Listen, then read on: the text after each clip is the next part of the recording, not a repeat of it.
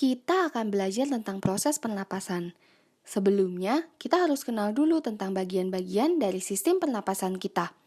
Sistem pernapasan kita terdiri dari hidung, yang sudah biasa kita lihat sehari-hari.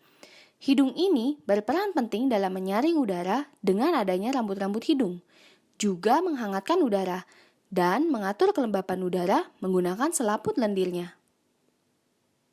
Kemudian, kita masuk ke daerah tenggorokan.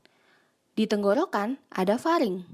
Faring adalah rongga yang menghubungkan saluran makan dan saluran nafas. Lalu ada laring. Laring ini menghubungkan antara rongga hidung dengan saluran napas di bawahnya, yang ditutupi oleh epiglotis. Di laring inilah terdapat pita suara yang berperan dalam proses pembentukan suara. Kemudian ada epiglotis. Epiglotis ini seperti katup yang akan membuka ketika bernapas dan menutup ketika menelan makanan atau air, agar jangan sampai masuk ke saluran napas. Epiglotis ini juga yang menjadi pembatas antara saluran napas atas dan saluran napas bawah. Nah, seperti ini gambarnya. Lalu ada trakea. Trakea adalah pipa yang menghubungkan antara saluran nafas atas dan paru-paru. Trakea ini tersusun atas tulang-tulang rawan berbentuk cincin yang bersusun. Kemudian ada bronkus. Bronkus adalah percabangan pertama setelah trakea dan terbagi ke paru kiri dan kanan. Lalu ada paru-parunya sendiri. Paru-paru ini letaknya dalam rongga dada kita. Mari kita lihat seperti apa bagian dalam paru-paru.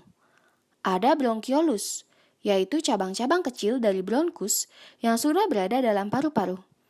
Bronkiolus ini akan terbagi-bagi lagi, semakin kecil dan dindingnya semakin tipis, hingga sampai ke alveolus.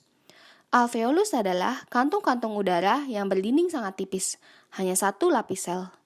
Dalam alveolus inilah terjadi pertukaran gas oksigen dan karbon dioksida. Kemudian kita masuk ke otot-otot pernapasan. Yang pertama ada diafragma.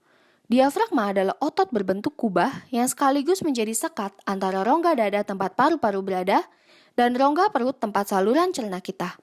Juga ada otot antar tulang iga atau dalam bahasa Inggris disebut intercostal. Inter itu antara, costa itu adalah tulang iga. Sesuai namanya, otot ini berada di sela-sela tulang iga atau rusuk. Selain itu juga terdapat otot-otot kecil lainnya yang turut membantu proses bernapas. Meski demikian, perannya cukup kecil.